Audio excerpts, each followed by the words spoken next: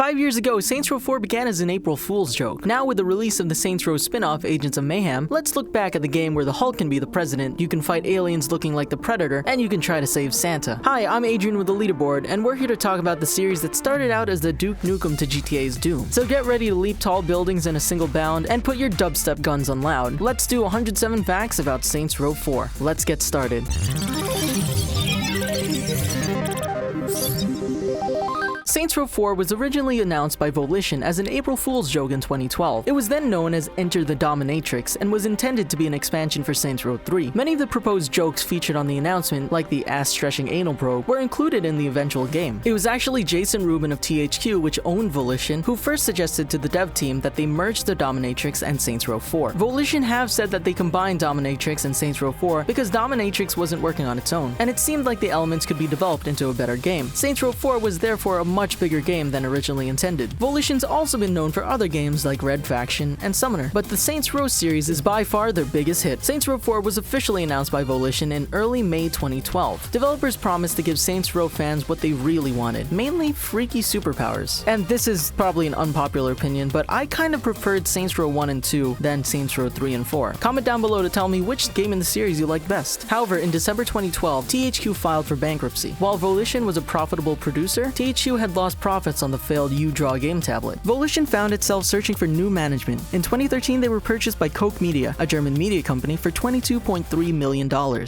7 years before, Koch had become the preferred distributor for Nintendo in the European Union and begun developing their video game division, Deep Silver. In fact, before purchasing Volition, Deep Silver had distributed Saints Row III in Spain and Italy. Under Deep Silver's supervision, Volition came up with new goals for Saints Row 4. Mainly, they decided that the player should be an agent of mayhem, and Volition should only make open-world games that are connected experiences. The guiding philosophies at Volition also changed to embrace the crazy and fun trumps all, words to live by. The developers said that they were challenged during this period by many reviews which called Saints Row III over the top. They considered this a challenge and to go even further. One of the things the developers decided to do early on was change the way missions were introduced in the game. In Saints Row III, they felt they couldn't get the quest to flow the right way, so in Saints Row 4, the developers changed the missions, organizing them so the player would know what quest would be next in hopes of making things easier. The idea for the aliens in Saints Row 4 came out of the necessity to find an antagonist to balance out a protagonist with superpowers, and of course, when in doubt, aliens. Saints Row 4, despite the long gap in production, had the quickest development period of any of the Saints Row games, which is crazy considering its scope. This was partially because of the threat of next-gen consoles. Volition didn't want to pitch a game for an outdated console, so they set themselves up for an August release on the 360 and PS3 to precede any next-gen console announcements. Volition had also learned from their failure when trying to push Summoner for the PS2. They instead used the same model they used on the first Saints Row, which was a success despite being made for the Xbox instead of the 360. Volition have said that they're not interested in making serious art. In fact, they compared the style of their games to comedy movies like The Hangover. Some great ideas which came up during development couldn't be used or are being saved for future games. One favorite was a rideable dragon that developers came up with during a week where they were free to do anything. Producers loved the dragon idea, but they couldn't make it work properly in the game. Guess we'll just have to watch Game of Thrones for that. It took over 86,000 cups of coffee to make Saints Row 4. This was actually in fact released on a promotional Saints Row infographic. We don't know how accurately they calculated this, but it sounds true enough. The dubstep gun came out of a need for a signature weapon. Just as in Saints Row III, there was the penetrator. The idea for the dubstep gun had come up multiple times during the creation of Saints Row III, but was scrapped due to lack of time and resources. Saints Row developers have always been into dubstep. They were actually really astonished when the dubstep scene became popular between Saints Row III and 4. Due to its popularity, they had no problem wanting to use it in Saints Row 4. Okay, on a complete side note and off the script, have you guys seen Corridor Digital's video with the dubstep guns? Like,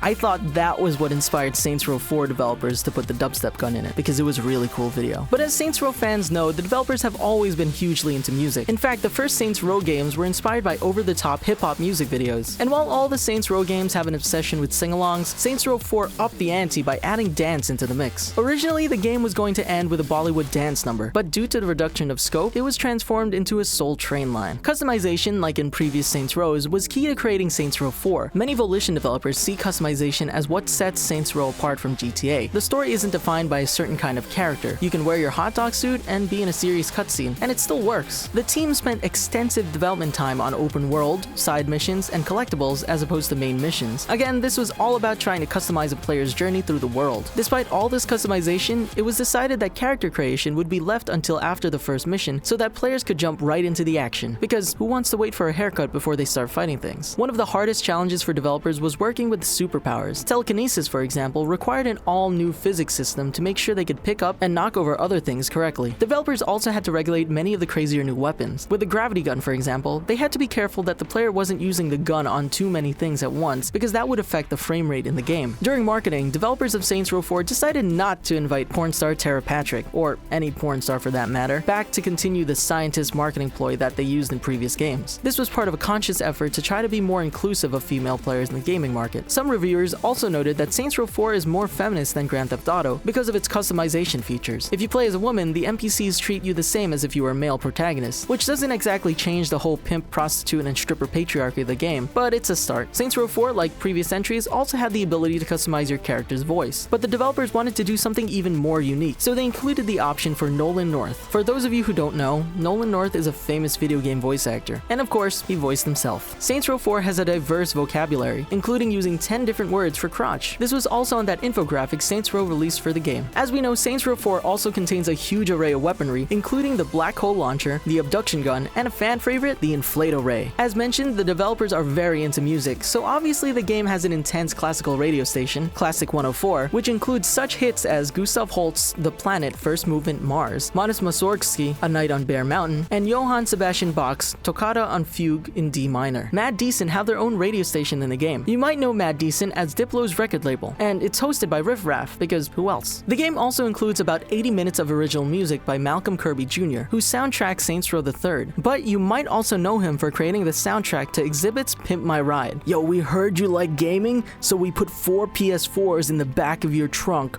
with 4 TVs, a jacuzzi, and 3 copies of Saints Row 4, and maybe 1 copy of Agents of Mayhem. During development, creators also talked about making an 80s TV theme song channel and a J-pop station, neither of which made it into the game. Truly tragic. As many people remember, a couple months prior to its release in 2013, Saints Row 4 was banned in Australia. The government said that because the game included elements of illicit and prescribed drug use related to incentives or reward, it wasn't allowed. Specifically, an alien anal probe weapon and a side mission that featured the use of alien narcotics related to in-game superpowers were the reasons that the classification board cited for the ban. Kids these days with their alien side missions and whatnot. Coca originally wanted to overturn the decision rather than making changes to the game. However, after submitting Saints Row 4 to the board for reclassification again, it was banned again. So Coke deleted the offending side mission and accompanying weaponry. The mission represented about 20 minutes of game time, and after it was cut, the game ended up being classified MA15+. The most mature rating in Australia is R18+, which was introduced right before Saints Row 4's release. In fact, Saints Row 4 was the first game to be banned after the R18's introduction. The game was finally released to the world, including Australia, on August 20th, 2013. Historically, August 20th is the anniversary of the Oslo Accords, but we'll let Saints Row have it this one time. The game received good reviews all around, which was about 86 on Metacritic. Reviewers mentioned that cars are no longer for stealing, they're for throwing, and Volition, it seems, has made a new standard in over the top. No, really, I don't think you understand. They went over the top before. Now they had to raise the bar in standards as well, just so they could go over the top of that. A special edition of the game was called the Commander-in-Chief Edition and included in-game content like the America, an oversized gun with flamethrowers, dubstep, and rocket launchers, and the Screaming Eagle Jet, which fired rockets from its talons. You know, because it wasn't already over the top. The game also had a more expensive special edition called the Super Dangerous Wub Wub Edition, which included a 12-inch replica of the dubstep gun from Saints Row 4, complete with a laser sight and Wub Wub audio, and a dubstep doomsday button so you can take heavy drops on the go. The package was created based on fan suggestions. Saints Row 4 passed 1 million sales in its first week. I guess embrace the crazy and fun trumps all really works. The first major expansion for Saints Row 4 was the proposed April Fool's expansion pack, which inspired the series, Enter the Dominatrix. It was released on October 22nd, 2013, to good reviews. Dominatrix turned out to be a super meta take on the Saints Row 4 storyline, with characters directly addressing the camera and narrating action on screen. It also included many nods to the Matrix and provided more backstory to Saints Row 4. The second Saints Row 4 expansion was the How the Saints Save Christmas, in which you have to rescue Santa Claus. It was released on December 10th, 2013, one day prior to its announced release date. It included such items as a Red Ryder BB gun, flying reindeer, and of course, Santa. How the Saints Save Christmas ends with a Christmas montage, which was originally set to All I Want for Christmas Is You by Mariah Carey. However, Volition couldn't obtain the rights. All the DLC games and a new one titled Gat Out of Hell, where, guess what, you're sucked into hell, were released as part of Saints Row Re-Elected in January 2015 on PS4 and Xbox One. Sadly, this caused Saints Row to get banned in Australia one last time, as some re-elected games included the original offending anal probe side mission in the release. What did I tell you? Those kids and their side missions, man. man? This last trailer for Gat Out of Hell features the line, "The epic conclusion to the Saints Row 4 story arc." This DLC was meant to wrap up the Saints Row 4 storyline and all its supporting content. Many speculated that this meant Volition might be done with Saints Row. With the re-elected release, Volition released the most expensive video game package ever produced, called the Super Wad Wad Edition. It was priced at $1 million. So why was it $1 million? Well, the package included a Lamborghini Gallardo, a space flight, plastic surgery, a realistic dubstep gun, and a bunch of crazy flight and hotel packages. The package was valued at around $800,000, depending on how much value you put on a realistic dubstep gun. In the end, it was never purchased. Gat Out of Hell, which includes a huge musical number, was a dream project for creative director Steve Jaros. Jaros has described Gat Out of Hell as a play on Disney fairy tales and said that he is a longtime fan of Disney movies and musical theater, which is pretty obvious based on the Saints Row games, right? The melody for the song in Gat Out of Hell came to Jaros during the Escapist Expo. By the time the expo was over, he had 4 distinct musical selections, which would become When I Find Love. Jaros said that When I Find Love was inspired by Broadway shows like Stephen Sondheim's Into the Woods and Frank Wildhorn's Jekyll and Hyde, but also by many Disney films like Mulan, Aladdin, and Tangled. When auditioning for the role of Jezebel in the game, Jaros had actresses sing Castle in the Cloud from Les Mis or Part of Your World from The Little Mermaid. This should give you an idea of how devoted he was to the idea of musical elements. Jaros has said When I Find Love is his favorite thing he's ever done for Volition. His only regret is that they didn't have the ability to make the entirety of Saints Row 4 a musical as well. Gat Out of Hell also provided many Saints 4 writers the chance to revisit characters from previous Saints Row games in Hell. In some cases, this allowed writers to provide closure on stories and characters from other games whose arcs they were unsatisfied with, like Dane Vogel from Saints Row 2. Now, of course, there are 1,000 Easter eggs in Saints Row 4. I mean,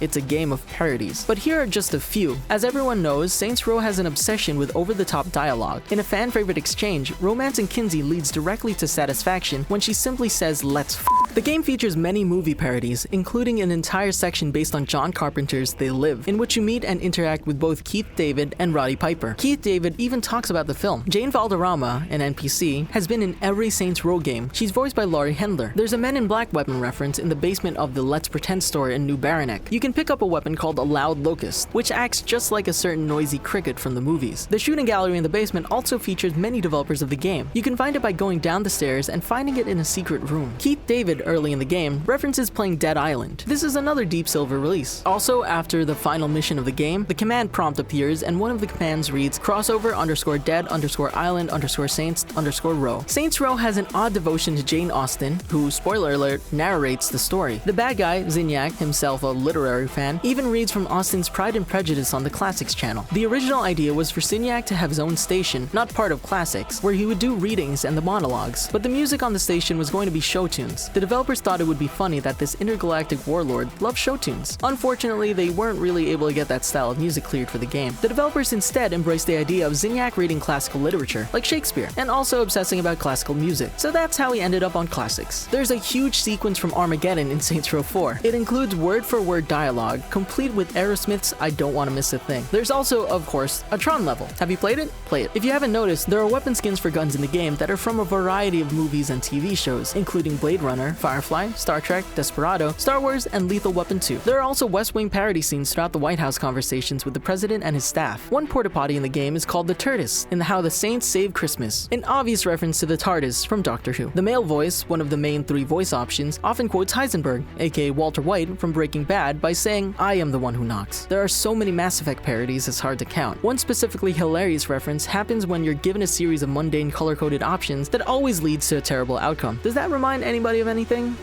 You know, Mass Effect 3? There's of course a huge Streets of Rage reference. One of the 2D fighters is called Saints of Rage. For those of you over 30, there's also a Double Dragon reference in that same 2D fighter. The Volition Cabot animal, the bunny, has made an appearance in every Volition game since 2000. Volition said that Saints Row 4 has more than 60 Cabots hidden throughout the world. There's one in the speakers in the 2D fighter sequence, for example. Saints Row 4 features throwback Easter egg favorites from previous games, including the famous Dildo Bat and Witch's Broom. For all your Star Wars fans, there's a sneaky little reference during the mission Miller Space, in which Kinsey types in Initiate Order 66, which is the command given by Emperor Palpatine to kill all Jedi. A great callback to Saints Row the Third can be found in a cave below a bridge on the western edge of the map. What do you say is hiding below this holographic bush? None other than the Penetrator, the iconic weapon from the previous game. There's a Chica reference to the old sitcom Leave It to Beaver in Saints 4, seen when you walk out of the retro 60s house in Steelport and see the words Leave It to the Saints, as well as a running laugh track to whatever you do. When in doubt, hide under a cardboard box. This crafty reference comes from the Metal Gear Solid franchise, which uses cardboard boxes as a form of espionage. Saints 4 pokes fun at the franchise when Asha sneaks around an area and takes out enemies popping in and out of her trusty and totally inconspicuous cardboard box. And have we said that the developers are into music? While Saints Row III features the boss and Pure singing Sublime's What I Got, they team up again in Saints 4 for an even more ridiculous duet of Paula Abdul's hit Opposites Attract. Yes, the one with the cat. Since there are 7 unique voices, 4 male, 3 female, that players can choose for the boss, there's a special version of a sing-along made possible by combining all of the voice tracks. Developers have sometimes described Saints Row 4 as the song Polyhymnia by Scout McMillan, playing from the dubstep gun. In fact, the creators were dancing around the office to it during development. Developers have said in interviews for the game that they would vote for the Saints president in a real election. Cheat codes for the game are simple and intuitive, as the developers wanted to make the game easily hackable. For example, Unlock It All unlocks everything. No superpowers is for no superpowers, and guess what Big Head mode does? Big Head. Because of its success, Deep Silver granted Saints Row 4 Game of the Century status, along with Dead Island Riptide, and re-released as such. This title has no meaning outside of Deep Silver's own extravagant labeling. Fans are very devoted to Saints Row 4, building cosplays and weapons. One fan even built a realistic and functional dubstep gun, which, unlike the smaller one released in the Wob Wob edition, was the actual size pictured in the game. The creators of Saints Row are super vocally supportive of mods. In fact, the game was 75% off in 2016 for a special edition, which incorporated Steam's workshop. As a result, Saints Row 4 on Steam is now completely customizable. Volition developers worked intently with the modding community in their free time to adapt the game's code, update the engine, and remove memory restrictions. In future games, developers would love to allow people to customize their own radio stations with the music on their system or streaming services. They've also said they'd love to make a parody featuring actors from Game of Thrones. Which ones would you want to see? Some creators of Saints Row 4 have talked about doing a Free Space 3. Not a bad idea. Some developers have also mentioned being involved in Red Faction sequels, but they admit that Volition no longer owns the rights to that particular property, so it might not be possible. What actually happened was, for their next game, Volition decided to create a variety of playable characters due to Saints Row fans always cosplaying as the franchise's supporting characters rather than the central ones. They called this game Agents of Mayhem, and it was announced in June of 2016. Agents of Mayhem takes place in the Saints Row universe after the Recreate Earth ending of the Saints Row 4 expansion, Gat Out of Hell. The story is an alternate timeline of the world of Saints Row. Every playable character has an animated intro to their character that reviews how the alternate dimension played out, including Johnny Gat, which should be a real treat for Saints Row fans. There you have it. Once again, I'm Adrian, and thanks for watching 107 Facts about Saints Row 4. Have you played it? Did we miss anything? What's your favorite game in the series? Do you like the over-the-top shift that the developers made? Comment down below and let us know. Don't forget to click that bell icon to become part of the notification squad. And if you like getting more from your games, subscribe to the Leaderboard, your home for video game facts.